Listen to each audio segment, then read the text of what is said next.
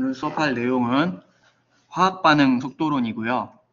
수업 목적은 과산화수소가 이제 분해가 되면은 물과 산소로 분해가 되는데, 이 반응에서 반응물의 농도 변화 및 촉매가 반응 속도에 어떠한 영향을 미치는지를 실험적으로 확인하는 게 첫 번째고, 두 번째는 화학 반응 속도식을 나타내는 데 필요한 반응 차수와 속도 상수를 실험적으로 결정된 초기 반응 속도, 그러니까 요 실험적인 방법으로 결정된 값들을 이용을 해서 화학 반응 속도식을 완성을 하는 게 두 번째 실험 목적입니다. 그래서 첫 번째는 실험을 통해서 얻는 내용이고요. 두 번째는 실험에서 얻은 결과를 이용을 해서 이제 계산을 해내는 부분이라고 생각을 하시면 될 것 같아요. 그럼 먼저 우리가 화학 반응 속도론에 대해서 알아야겠죠. 화학 반응 속도는 단위 시간당 반응물 또는 생성물의 농도 변화를 의미를 합니다. 그래서 중요한 게 단위 시간과 농도 변화. 그 속도라고 하면은 우리가 그냥 일반적인 자동차 30km의 속도로 달렸다 이런 식으로 가정을 하면은 어떠한 단위 시간 분의 이동 거리죠. 이동 거리를 속도라고 하는데, 화학 반응이기 때문에 이제 단위 시간인 거는 똑같지만 속도가 아니라 우리는 이 농도를 확인함으로써 화학 반응이 얼마나 빨리 진행되는지를 확인을 할 수가 있습니다. 그래서 화학 반응이 빠르게 또는 느리게 일어나는 정도를 나타낸다 라고 정의를 할 수가 있고요. 하지만 여기서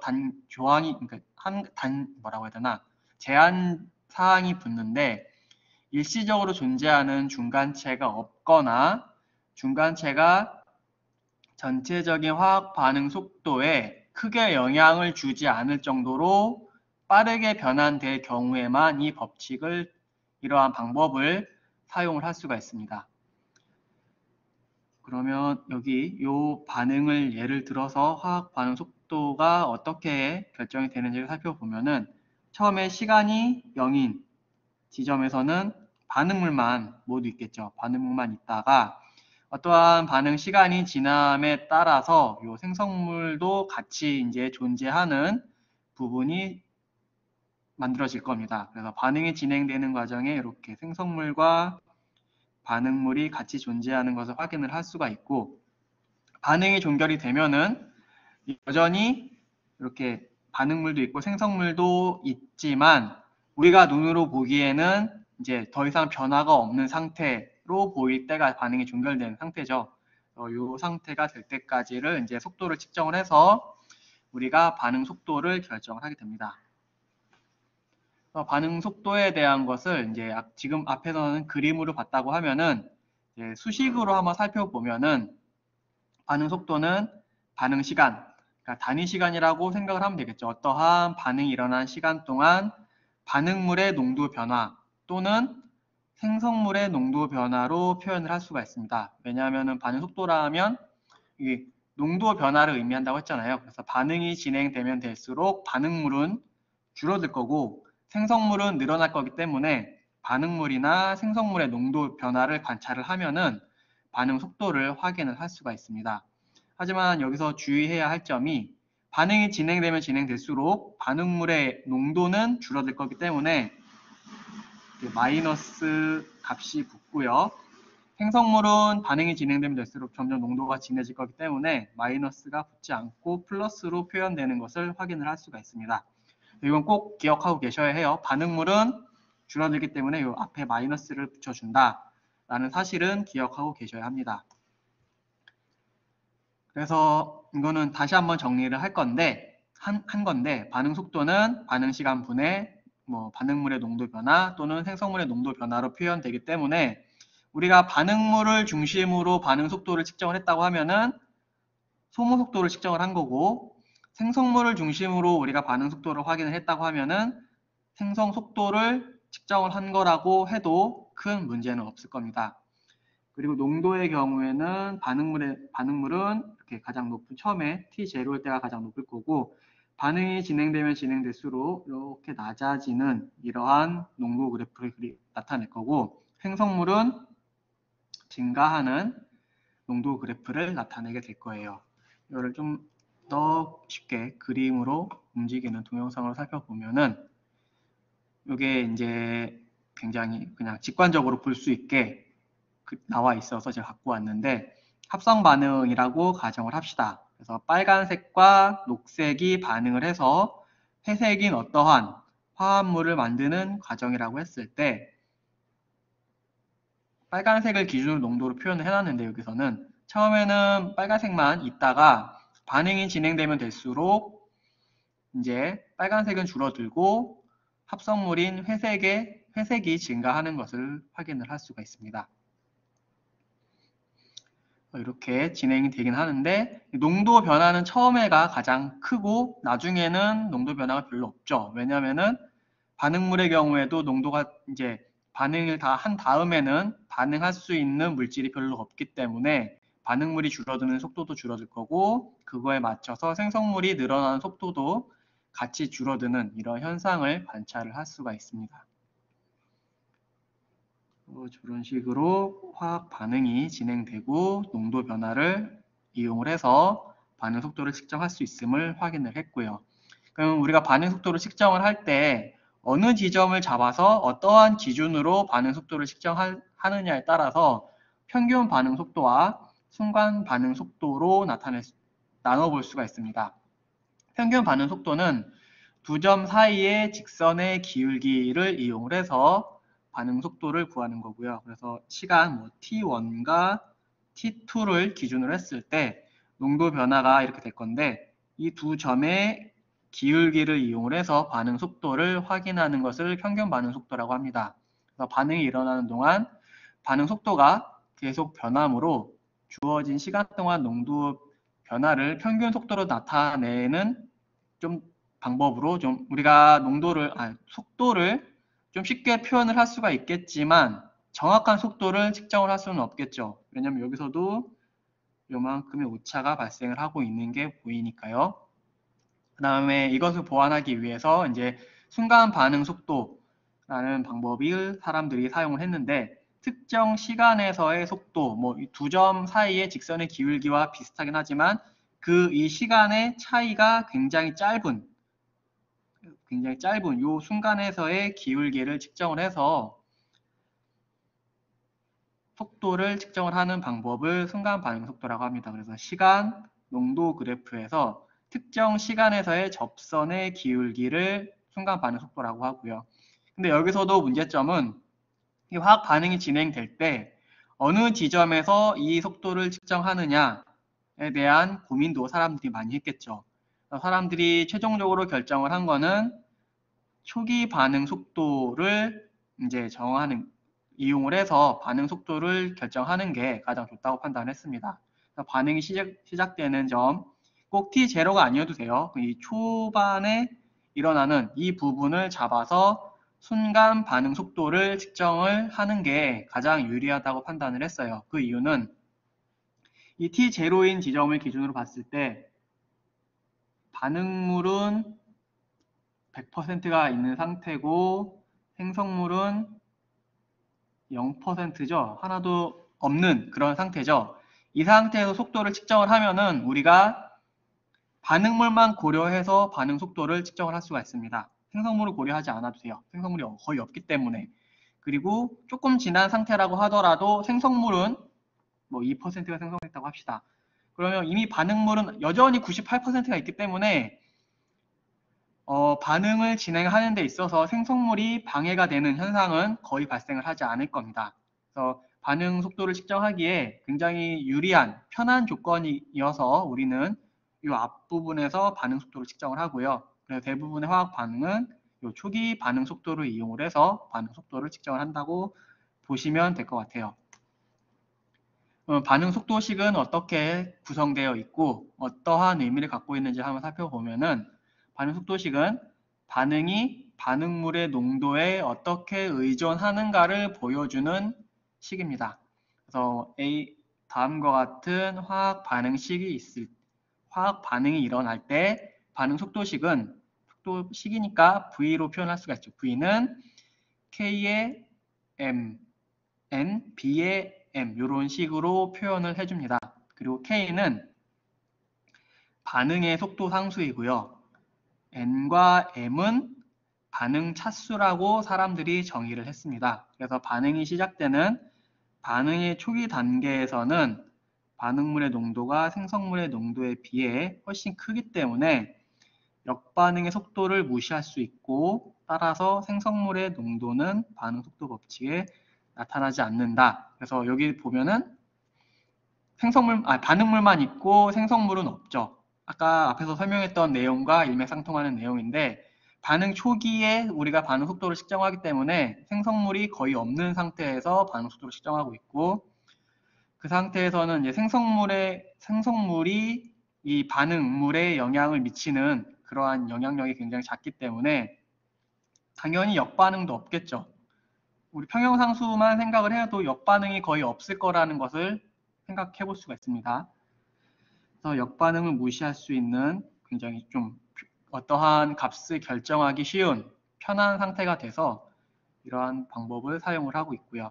그리고 중요한 게 우리가 지금까지는 화학 반응식을 결정을 할 때나 여러 가지 여러분들이 이제 양론적으로 계산을 할 때 이론적으로 어떠한 값을 다 계산을 했죠. 일일이. 어떤 하나의 값 또는 두 개의 값이 없더라도 다른 값들을 이용을 해서 계산을 해낼 수가 있었는데 그래서 K와 MN, 그러니까 반응 속도 상수와 반응 차수는 실험을 통해서만 결정이 될 수 있는 값이기 때문에 우리가 이론적으로 계산을 해낼 수는 없습니다. 반응 속도 상수에 대해서 한번 조금 더 살펴보면은 반응 속도 상수는 반응에 따라서 고유한 값을 가지는 하나의 상수입니다. 상수. 어떠한 반응에 하나의 상수만 가지고 있어요. 반응물의 초기 농도와 무관하게 반응 전 과정에 걸쳐서 상수로 남는 값입니다. 그래서 쉽게 생각하면은 y는 ax 플러스 b라는 식이 있을 때 이 a 기울기 값이랑 동일한 역할을 하는 거라고 생각을 하셔도 크게 문제는 없을 것 같아요. 다만 우리가 반응 속도가 온도에 따라 달라질 수 있기 때문에 온도에 의해서는 변할 수 있습니다. 그러면 쉽게 정의를 해보면 하나의 온도에는 하나의 평형상수값이 아니죠. 속도 상수값만 있다는 것을 예측을 해볼 수가 있을 거예요. 그리고 1차 반응에서 반응물의 농도는 시간이 지남에 따라 감소하며 반응 속도 상수가 큰 반응은 농도가 더 빠르게 감소한다. 이건 굉장히 상식적인 얘기죠. 1차 반응에서 반응물의 농도는 시간이 지남에 따라서 당연히 감소를 하겠죠. 왜냐하면 반응물이 줄어들면서 생성물이 생성이 될 거니까. 그리고 속도 상수가 큰 반응은 속도 상수가 크다는 것은 반응 속도가 빠르다는 걸 의미하니까 농도가 훨씬 빠르게 감소할 것이라는 것도 뭐 예측을 해볼 수가 있습니다. 반응이 작은 반응과 값이 작은 반응과 값이 큰 반응의 차이를 보면은 시간에 따라서 농도가 줄어드는 이 속도가 훨씬 빠르다는 것을 확인을 할 수가 있어요.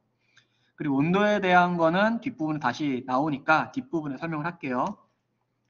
그 다음에 반응 차수. 반응 차수는 반응 속도식에서 반응물의 농도항에 대한 지수입니다. 그래서 반응 차수는 마찬가지로 실험에 의해서만 결정이 되며 반응물의 양론으로부터 유출할 수가 없습니다. 우리가 그러니까 계산으로 그냥 어떠한 실험 결과를 이용을 해서 계산을 통해서 구할 수는 있지만 그냥 이론적인 방법으로는 계산을 해낼 수가 없는 그러한 값이에요.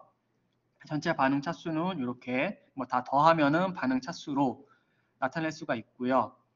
대신 여러분이 아마 배운 책에는 대부분 반응 차수가 뭐 1차 반응, 2차 반응, 3차 반응 이런 식으로 표현이 되어 있을 건데 반응 차수는 꼭 1, 2, 3 자연수 단위로 가지 않아도 됩니다. 0.123일 수도 있고요. 뭐 3분의 1로 3분의 1이면 0.333 뭐 이런 식으로 분수로 표현할 수 있는 식도 될 수 있고 여기 소수점 이하로 소수로 표현될 수 있는 이런 값을 가져도 괜찮아요. 이건 실험으로 결정되는 값이기 때문에 이런 값이어도 실험 결과 정확한 실험을 해서 얻은 값이라면은 이거를 차수로 그냥 사용을 해야겠죠. 그래서 꼭 자연수일 필요는 없다를 반드시 알고 계셔야 합니다. 그리고 우리가 보다 보면은 여러분 책에 뭐 미분과 적분으로 이 반응 속도를 나타냈죠. 그래서 그 두 개의 차이를 좀 살펴보면은 0차 반응은 뭐 이렇게 표현되고 1차 반응, 2차 반응 이렇게 표현되는 것을 확인할 수가 있는데 미분 속도는 다 여기 미분 속도 법칙은 속도에 대해서 어떠한 값, 속도에 대해서 반응물이 줄어드는 반응물이 어떻게 변하는지를 나타내는 값이고요. 적분 속도 법칙은 생성물의 양이 처음에 양과 비교했을 때 시간에 따라서 어떻게 변했는지를 나타내는 게 적분 속도 법칙이라고 생각을 하시면 될 것 같아요. 식이 다 그런 식이죠. 생성물이 시간 t일 때 얼마 남았고 처음에 반응물은 얼마였고 시간이 지남에 따라서 반응 속도는 어떻게 변한다. 이 값의 합이기 때문에 그 어떠한 반응이 진행된 후에 남아있는 반응물의 양으로 표현된 식이다라고 생각을 하시면 될 것 같아요. 이거를 좀 더 자세히 살펴보는 게 아니고 의미를 한번 살펴보면은 미분 속도 법칙은 반응 속도가 농도에 어떻게 의존하는가를 나타내 놓은 식이고요. 적분 속도식은 반응물의 농도가 시간에 따라서 어떻게 의존하는지를 나타낸 식입니다. 그래서 똑같은 화학 반응 속도를 측정했지만 우리가 미분 속도식으로 나타내냐 적분 속도식으로 나타내냐에 따라서 조금 나타내는 방법이 다르다고 생각을 하시면 될 것 같아요. 미분 속도식은 반응 속도가 농도에 어떻게 의존하는지를 나타내는 식이고 적분 속도식은 반응물의 농도가 시간에 어떻게 의존하는지를 나타내는 식이다라고 기억을 해두시면 될 것 같습니다. 여러분 잘 기억해 두셔야 할 거예요. 공부하다 보면은 한 번씩 헷갈리거든요. 왜 이렇게 표현되었는지, 이 표현의 의미가 뭔지 헷갈릴 수 있으니까 잘 기억하고 계셨으면 좋겠어요.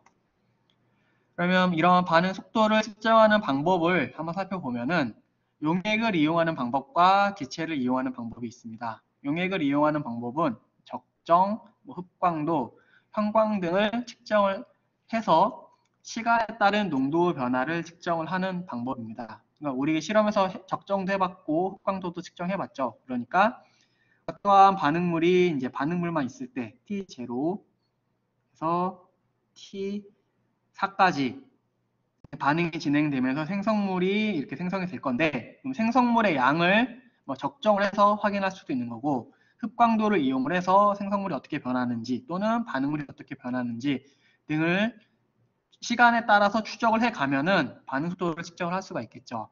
그리고 기체를 이용하는 방법은 일정한 압력 하에서 부피의 변화를 측정을 해서 농도의 변화를 확인을 할 수가 있습니다. 그래서 어떠한 반응이 일어날 때 기체가 이렇게 생성되는 반응이라고 하면은 반응이 진행됨에 따라서 이렇게 기체가 생성이 될 거고 이 기체의 양을 시간에 따라 측정하면 반응이 어떻게 진행되고 있는지를 확인을 할 수가 있겠죠. 그래서 기체를 이용하는 방법을 다음과 같은 방법이고 우리 실험에서는 이 기체를 이용하는 방법을 사용을 해서 화학 반응 속도를 확인을 할 겁니다. 그다음에 반응 속도에 영향을 주는 요인으로는 좀 많은데요. 농도의 증가. 농도가 증가를 하면은 당연히 분자들끼리 충돌을 해서 반응을 할 확률이 높아지니까 반응 속도에 영향을 많이 주겠죠. 그다음에 압력의 증가. 압력의 증가는 기체의 경우인데 기체에 가해진 압력이 증가하게 되는 경우 처음에 압력이 1이고 부피가 4인 어떠한 용기에서 반응이 진행된다고 가정을 합시다. 여기에 압력을 2배로 이제 해서 압력을 2로 하고 부피를 2로 하면은 압력을 2배로 했으니까 당연히 기체의 부피가 감소를 했겠죠. 그리고 단위 면적당 입자의 수가 부피죠. 3차원이니까 부피 입자의 수가 증가를 한 것처럼 이제 분자들은 느낄 겁니다. 그러면 뭐 액체로 생각을 했을 때 농도가 증가한 것과 같은 효과가 발생을 하는 거죠. 주변에 반응할 수 있는 분자가 훨씬 많아졌으니까. 그럼 입차 간에 충돌수가 증가를 하고 반응 속도가 훨씬 빨라질 겁니다. 충돌을 해서 반응을 한다고 가정을 했을 때 충돌 횟수가 증가했다는 것은 반응 속도가 빨라졌다는 것을 의미를 하니까요. 그다음에 온도의 증가는 우리가 모든 분자가 화학 반응에 참여를 할 수는 없습니다. 어느 에너지 이상을 가지고 있는 분자들만 화학 반응에 참여를 할 수가 있는데, 낮은 온도 T1일 때 그 화학 반응에 참여할 수 있는 에너지를 가진 분자가 이 면적만큼 있었다고 하면은 T2일 때는 더 많아지는 거죠. 그럼 결과적으로 반응에 참여할 수 있는 분자가 많아졌다는 것은 뭐 다른 의미로 봤을 때 농도가 증가했다와 비슷한 의미로 받아들일 수 있기 때문에 화학 반응 속도도 증가를 할 겁니다. 그리고 촉매의 사용은 이제 온도에서는 요 에너지, 화학 반응에 참여할 수 있는 에너지를 이렇게 줄여주는 이런 효과가 있는데요. 여기 이거를 보기가 좀 불편하니까 요 옆에 그림을 보죠. 그러면 어떠한 분자가 반응을 하기 위해서는 다음과 같은 에너지를 가지고 있는 분자만 반응에 참여할 수 있는데, 촉매를 사용을 하면은 이 에너지가 이만큼 낮아지는 거죠. 그러면 더 많은 분자가 반응에 참여할 수 있기 때문에 촉매를 사용하면은 당연히 화학 반응 속도가 증가할 겁니다. 그리고 마지막 경우는 좀 특이한 경우인데요. 우리가 어떠한 표면에서 반응이 일어날 수 있는 어떤 화학 반응을 진행한다고 했을 때 대부분 금속 표면에서 해서 수소가 발생하는 이러한 반응들이 많은데, 이러한 반응이 진행될 때 이 반응이 진행될 수 있는 금속 표면적이 넓으면 넓을수록 더 반응이 빨리 일어나겠죠. 그래서 다음과 같은 반응도 화학 반응에 영향을 줄 수가 있습니다. 그래서 우리 실험의 원리는 초기 농도를 변화시키면서 반응 속도를 측정함으로써 반응 차수를 구하는 실험입니다. 그리고 반응 차수를 구하고 반응 속도 상수도 구해보는 과정에 같이 포함되어 있다고 생각을 하시면 될 것 같아요. 그래서 촉매의 존재하에 과산화수소가 물과 산소로 분해되는 과정의 속도를 측정할 거예요. 메커니즘을 한번 살펴보면은 과산화수소가 K2CR2O7과 반응을 해서 우선 물 분자 2개가 생성이 되고요. 산소가 7개였는데 반응이 진행되면은 9개인 걸로 바뀌게 됩니다. 그리고 이게 바로 다시 7로 돌아오면서 산소 분자를 하나 내놓게 되고요. 알짜 화학 반응식으로 표현을 하면은 요 K2CR2O7과 K2CR2O9은 각각 다 사라지고 과산화수소가 두 개의 과산화수소 분자가 2개의 물 분자와 하나의 산소 분자로 분해되는 이러한 알짜 화학 반응식으로 나타낼 수가 있습니다. 그리고 반응에 참여는 했지만 이 알짜 화학 반응식에는 사라지는 이러한 분자들을 우리는 대부분 촉매라고 해요.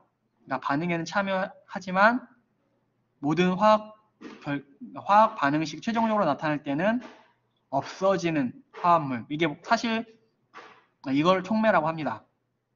반응 중간체의 경우에는 여기에 이게 없고, 그건 하지 맙시다. 여러분 거기까지는 할 필요 없는 것 같고, 이게 반응물에 들어가지만 최종 결과에 없는 것들을 촉매라고 생각하시면 될 것 같아요.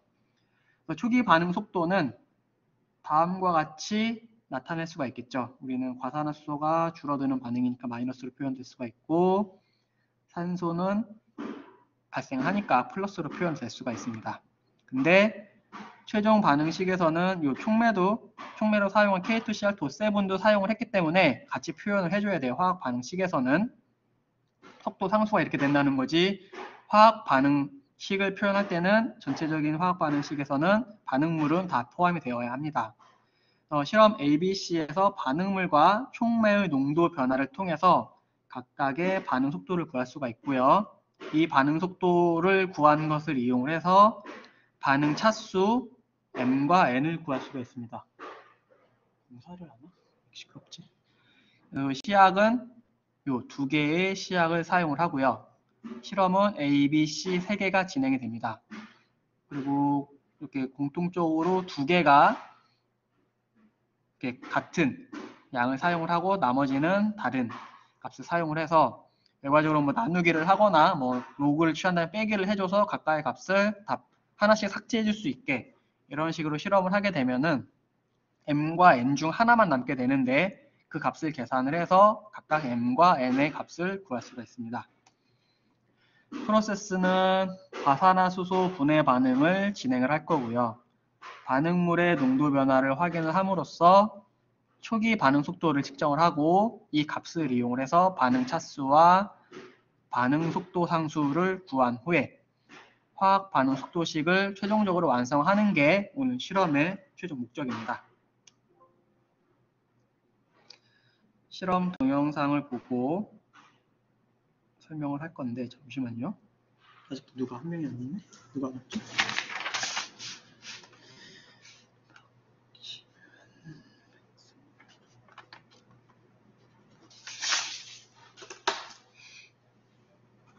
그러면 기구 및 시약을 보고 설명을 합시다.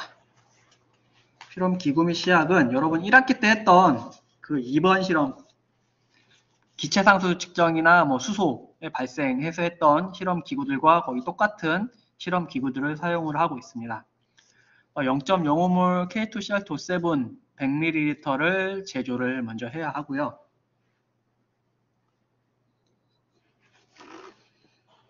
부피 플라스크에 소량의 증류수를 넣고 뭐 시약은 어떻게 만드시는지 다 알죠?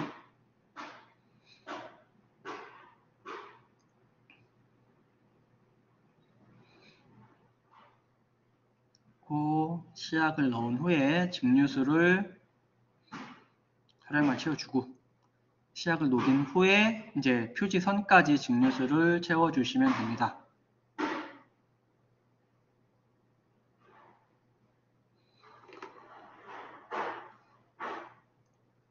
그리고 유리기구를 사용을 할 때는 메니스커스를 유의해서 용액을 만들어 주시면 되고요.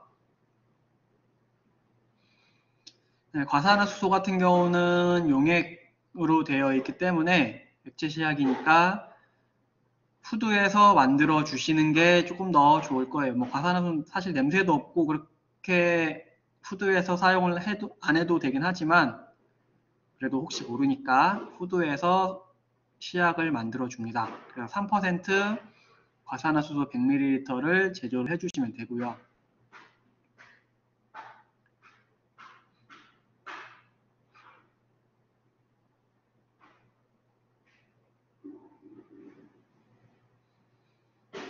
또 마찬가지로 메니스커스에 유의해서 시약을 만들어 주시면 됩니다.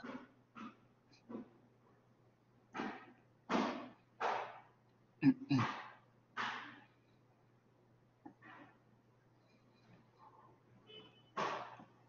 다음에 기체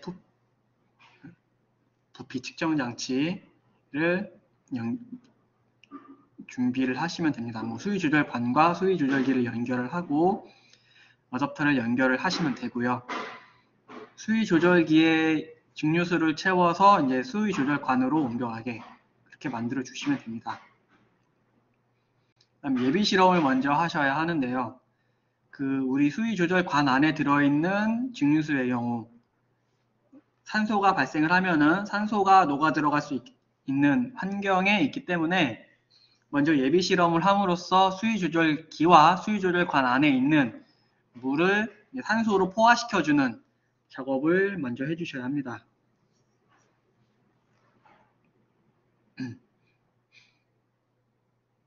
삼각 플라스크에 촉매를 넣고 증류수를 넣은 후 과산화수소를 넣어주면은 반응이 진행될 거고 여기서는 뭐 정확히 몇 미리 사용한다라고 되어 있지만 정확히 이 부피를 사용을 해서 반응시킬 필요는 없는 것 같아요. 그냥 포화시켜주는 게 목적이니까 포화될 수 있을 만큼만 넣어서 실험을 진행하시면 됩니다. 그리고 아마 이 실험이 여러분 같은 경우는 1학기 때 하고 안 했을 실험이니까 그냥 연습해 본다고 생각을 하고 예비 실험을 해보셔도 크게 문제는 없을 것 같아요. 2ml가 측정할 때까지 기다렸다가 2ml 단위로 이렇게 측정을 할 거니까 똑같이 한번 해보는 것도 좋을 것 같다고 생각합니다. 그다음에 실험을 이제 직접 실제로 하는 거죠. 실험 A를 할 거고 0.05몰 K2CR2.7 10ml를 넣고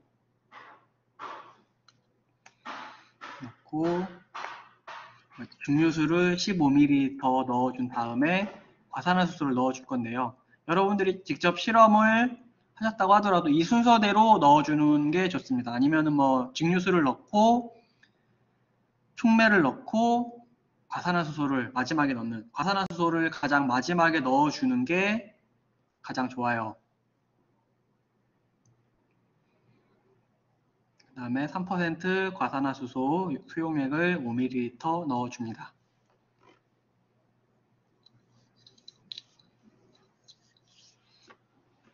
그럼 이제 반응이 진행이 되겠죠. 반응이 진행되면서 용액의 색깔이 변하는 것을 확인을 할 수가 있고요.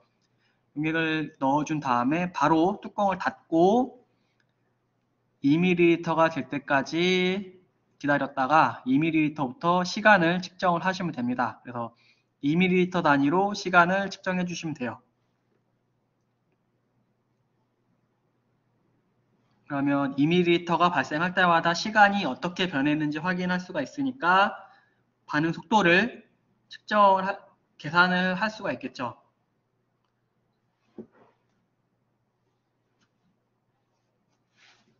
그래서 14ml가 될 때까지 시간을 측정을 하시면 됩니다.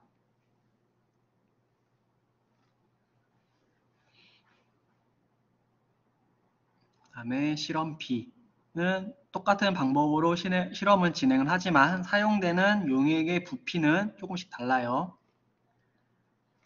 K2CR2.7은 10ml로 실험 A와 동일하지만 증류수도 10ml를 사용할 거고요.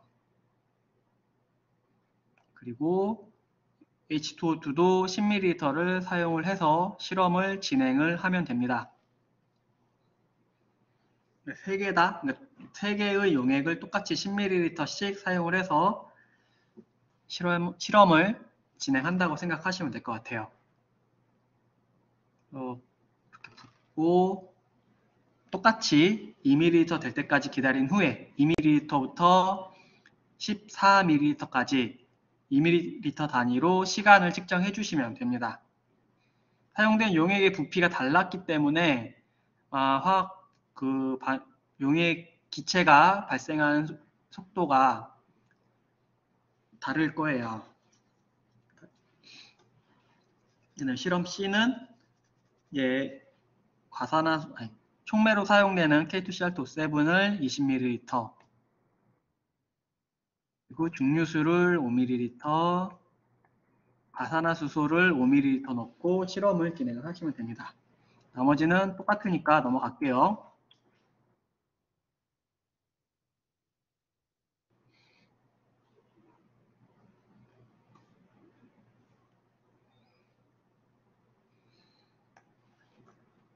그래서 다시 한번 살펴보면은 우리가 이제 여러분들이 알고 계셔야 할 게 3% 과산화수소는 1.01의 밀도를 가지고 있다는 것을 확인을 하고 계셔야 하고요. 실험은 이렇게 수위 조절관과 수위 조절기를 이용을 해서 실험을 할 거고, 수위 조절관의 윗부분은 요 삼각 플라스크와 연결되는 부분과 연결을 해야 하고, 이 아랫부분은 수위 조절기와 연결을 하셔야 실험을 제대로 할 수가 있습니다. 그리고 증류수는 수위 조절관 안에 바로 넣을 수가 없기 때문에 수위 조절기에 증류수를 부어서 물을 여기까지 채우면 되고요. 그래서 증류수를 채웠을 때 이렇게 0일 때 수위 조절기에 어느 정도 그 비어있는 부분이 있도록 한 후에 실험을 진행을 하셔야 합니다. 그리고 예비 실험을 먼저 해서 수위 조절관과 수위 조절기에 있는 증류수를 산소로 포화시킨 후에 다음 실험을 진행하셔야 실험 결과에 오차가 발생을 하지 않습니다. 여러분들이 다 아시겠지만 실험을 할 때는 이 수위 조절관과 수위 조절기의 높이를 같게 해서 항상 대기압과 같은 상태로 실험을 진행을 하시면 될 것 같아요. 실험 방법은 뭐 다 알고 계실 거니까 이제 동영상을 봐서 따로 설명하지 않고 이렇게 처음에 2ml 될 때까지 기다렸다가 2ml부터 14ml가 될 때까지 시간을 측정을 하시면 됩니다. 근데 시간을 측정할 때 어느 기준이 있어야 되잖아요. 그래서 2ml 생성될 때마다 시간을 측정을 하시면 되고요. 계속 기체가 발생하면서 용액에 이제 이렇게 밀려 아래로 내려가겠죠. 그러면은 수위 조절관도 같이 수위 조절기도 같이 내려서 실험이 계속 진행되는 동안 두 개가 평행하도록 맞춰주셔야 합니다. 사용되는 시약은 0.05몰 K2CR2O7 그리고 증류수 3% 과산화수소가 사용이 되고요. 실험에 따라서 이렇게 두 개가 같고 두 개가 같은 것을 확인을 할 수가 있습니다. 그 용액의 부피는 다 30ml로 통일된 것도 확인을 할 수가 있고요. 주의사항으로는 왼손으로 H2O2를 만지게 되면은 수포가 생길 수가 있어요. 워낙 반응성이 센 화합물이라 반드시 장갑을 착용을 하고 실험을 진행을 하셔야 합니다. 그리고 K2CR2O7도 촉매로 사용을 했으니까 이 친구도 여전히 반응성이 세겠죠. 그러니까 실험을 할 때 주의를 하셔야 합니다. 그리고 과산화수소는 시간이 지남에 따라서 워낙 불안정한 화합물이라 분해가 돼요. 스스로 분해가 되니까 실험하기 직전에 만들어서 사용을 하고 최대한 빨리 실험을 종결을 하는 게 가장 좋습니다. 기체 부피 측정 장치에 기체가 새는 곳이 없도록 하셔야겠죠. 당연히 기체가 새면은 우리가 측정한 값이 훨씬 작은 값이 측정이 되는 거잖아요. 속도가, 그러니까 시간이 더 길게 측정이 되겠죠. 중간에 새버리면은 그걸 채우는데 또 기체가 발생을 해야 하는 거니까 그렇게 되면은 오차가 발생을 할 수가 있으니까 이렇게 되지 않도록 주의를 하셔야 하고요. 압력 평형을 유지시켜 주기 위해서 반응 속도에 맞춰서 손으로 높이를 조절해서 눈금 피펫의 수면과 수위 조절관의 왜 눈금 피펫이라고 표현했지? 수위 조절기와 수위 조절관의 수면을 일정하게 맞춰 주셔야 합니다. 그다음에 이거는 뭐 특별히 중요하진 않은 것 같아요. 왜냐면은 교반기에서 요 마그네틱 바, 그러니까 교반 자석이 제대로 돌아가기 위해서는 중앙에 위치해야 하고 그렇게 실험을 한다고 하면은 플라스크는 당연히 교반기 중앙에 있을 거니까 크게 중요하지 않은 것 같습니다. 실험을 마친 후에는 요 크롬이 들어가 있는 화합물이기 때문에 반드시 중금속 폐수통에 버리셔야 하고요. H2O2는 비할로겐 폐수통에 버리시면 됩니다. 결과 처리는 이렇게 하시면 돼요. 각각의 농도를 계산을 하시면 되고 발생량에 따른 시간이 어떻게 되는지를 적으면은 결과 처리를 할 수가 있습니다. 각각의 실험 속도를 구하고 이 m은 몰이 아니고 우리 화학 반응 속도의 이 m과 n 차수를 나타내는 값입니다. 차수를 계산을 하고 k를 구해서 적고 아마 여기 여러분 책에는 하나가 더 있을 거예요. 평균값 k에 대한 평균값을 적는 v는 이제 다 k a m b n 요걸 다 적는 란이 있을 겁니다. 이것도 같이 적어 주셔야 해요. 그래서 보면은 뭐 파란색은 C, B, A인데 이 V는 기울기가 V가 되겠죠. V가 기울기가 될 거고, 왜냐면은 V가 단위 시간, 어떠한 시간당 기체가 생성된 거니까 이 기울기가 V가 될 거고, 이 값을 이용을 해서 각각의 M과 N, K를 계산을 할 수가 있습니다.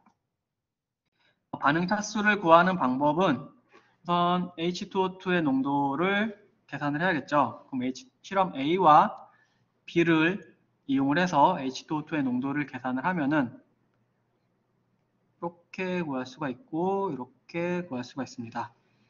그러면 사용된 농도가 똑같고 부피가 다르기 때문에 몰수가, 농도가 다르게 표현이 될 거예요. 근데 똑같은 H2O2니까 이거를 비례식으로 이렇게 표현할 수가 있겠죠. 하나를 1로 놓으면은 이게 비율이 몇 배가 되는지를 확인을 할 수가 있고, 요 K2CR2O7에 대해서도 똑같이 구할 수가 있습니다. 그러면 VA를 이렇게 표현을 하면은 VB는 K에 얘도 똑같겠죠? H2O2 B M K2C 아이고 R2O7 글씨 왜 달아나냐 B N 이런 식으로 표현을 해줄 수가 있고요. 만약 이거를 로그를 취해주면은 다음과 같이 표현이 될 거고 로그 VB도 똑같이 표현을 할 수가 있을 겁니다. 그러면 이제 똑같은 숫자가 있을 거고 뭐 다른 숫자가 있을 수도 있는데 빼주게 되면은 아마 M을 구하게 되어 있으니까 M에 대한 식으로 정리를 할 수가 있을 거예요. 아까 설명드렸듯이 우리 실험에는 두 개의 값이 각각 동일한 실험이 있습니다. 그래서 A와 B는 촉매로 사용되는 K2CR2O7의 양이 같고 A와 C는 과산화수소의 양이 같기 때문에 각각의 하나 M과 N 둘 중 하나를 삭제를 시켜줄 수가 있어요. 뭐 이런 식으로 표현을 해도 되고 뭐 여러분 선배들 계산해 놓은 거 보면은 그냥 두 개를 나눠서 해도 뭐 결과는 크게 다르지 않습니다. 어쨌든 이런 식으로 표현하면은 M도 구할 수 있고 N도 구할 수가 있어요. 그럼 M과 N을 구했으면은 우리는 V를 실험을 통해서 결정을 했고 이 결정된 값을 이용을 해서 M과 N을 계산을 했기 때문에 K도 계산을 할 수가 있어요. 결과적으로. 그러면은 이런 식으로 K를 구하고 반응 속도식을 완성을 할 수가 있겠죠. 그거를 보고서에 적어오시면 됩니다. 토의는 분자의 충돌 이론에 대해서 조사해보고 반응이 일어나기 위한 조건들을 충돌 이론의 관점에서 설명을 하시오라고 되어 있습니다. 지금까지 제가 설명했던 내용은 다 분자 충돌 이론을 중심으로, 그러니까 기준으로라고 해야 되나? 분자 충돌 이론을 베이스로 해서, 그러니까 기초로 해서 다 설명되고 이런 이론적인 방법들이 만들어진 거기 때문에 분자 충돌 이론을 조사해보는 게 중요하다고 생각을 해서 넣어봤고요. 그리고 아레니우스 식이 지니는 의미에 대해서 조사해보고 식에 사용된 상수와 항들에 대해서 설명하고 온도에 따라 반응 속도가 변하는 이유를 설명을 하시면 됩니다. 그러니까 화학 반응이 일어나는 것은 분자 충돌 이론에 기초를 했다고 하면은 우리가 구한 K와 뭐 차수 그리고 반응 속도에 관한 이론적인 내용은 이 아레니우스 식에 기초를 했다고 보시면 돼요. 그러니까 이거는 실험적이고 이거는 이제 그걸 계산해내는 그 이론적인 토대가 됐다고 보면 되기 때문에 이것도 알고 있어야 합니다. 아레니우스 식도. 그래서 이렇게 토의를 만들었고요. 여러분 책에 옥스토비 책에 굉장히 설명이 잘 나와 있어요. 그 부분을 참고하시면은 크게 어렵지 않다고 생각을 합니다. 그리고 워낙 기본적인 이론이고 워낙 쉬운, 쉽다고 하면은 좀 그렇긴 하지만 그래도 그냥 뭐라고 해야 되나 그래도 가장 기초적인 이론이기 때문에 인터넷 찾아도 굉장히 자료가 많고 쉽게 찾을 수가 있어요. 어렵지 않을 거라고 생각을 하고요. 이번 실험에서 반응 초기의 속도 상수를 구할 때와 반응이 많이 진행된 후 속도 상수를 구할 때 같은 값으로 나올 것인지 그렇지 않을 것인지 생각을 해보고 그 이유를 작성을 해서 제출을 하세요. 이게 토익 3개고요. 그래서 오늘 수업 할 때 설명해야 하는 내용은 다 설명을 한 것 같고, 이렇게 홀수, 짝수로 나눠서 값들을 드릴 거니까 이 값을 이용해서 계산을 하고 m과 n을 구하고 속도 상수 k를 구한 다음에 반응 속도식을 완성을 하시면 될 것 같습니다. 그리고 아까 설명드렸듯이 과산화수소는 밀도가 1.01을 사용하셔야 합니다. 여기 있나? 없네. 1.01을 사용하셔야 해요. 여러분 실험책에도 1.01로 표현이 되어 있을 거예요. 3%의 경우에는. 그러면 여기까지 설명을 다 했고, 혹시 질문 있으신 분 계신가요?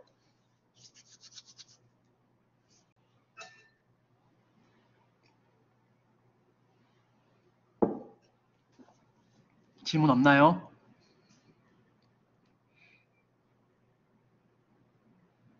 질문 없으면 마치도록 하죠. 보고서는 지금까지 해왔던 대로 다음 주 수요일까지